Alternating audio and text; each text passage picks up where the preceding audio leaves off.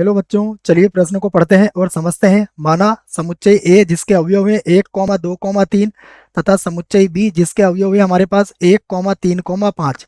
यदि ए से बी में संबंध इस प्रकार है कि 1, 3, 2, 5, 3, 3 इसके अवयव है, तब आर इनवर्स बराबर है। इसके लिए हमें विकल्प दिए हैं, विकल्प ए, विकल्प बी, विकल्प सी और विकल्प डी। और हमें सही विकल्पों का चुनाव यहाँ से करना है। प्रश्न को हल करने से पहले प्रश्न के लिए हम मुख्य अवधारणा देख लेते हैं। तो प्रश्न की मुख्य अवधारणा जिसकी सहायता से हम इस प्रश्न को हल करेंगे। देखिए, मुख्य अवधारणा में हम इस बात को समझेंगे कि यदि हमें कोई संबंध दिया जाता है आर, और आर मान लो कुछ इस प्रकार से दिया गया है A1, B1, A2, B2, और इस प्रकार से मान लीजिए ये आर के अवयव हैं, तब आर इनवर्स जो होगा वह क्या होगा। आर इनवर्स में क्या होगा कि जो प्रथम घटक होगा वह द्वितीय घटक बन जाएगा, और जो द्वितीय घटक होगा वह प्रथम घटक बन जाएगा। अर्थात आर इनवर्स जो होगा वो हो जाएगा B1, A1, उसके बाद B2, A2, और इसी प्रकार इसके अवयवों को प्राप्त किया जा सकता है।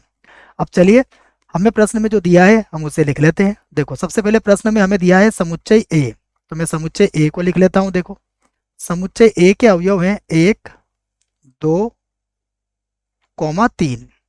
उसके बाद समुच्चय बी को देखिए, समुच्चय बी के अवयव हैं 1, 3, 5। ये हमें कुछ अवयव दिए गए हैं। अब ए से बी में जो संबंध है उसे भी हमें लिख लेते हैं। तो ए से बी में संबंध ये हमें दिया हुआ है। देखो,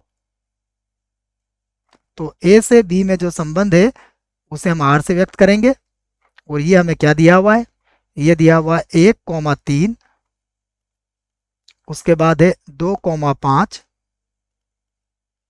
और उसके बाद लिखा हुआ है 3, 3।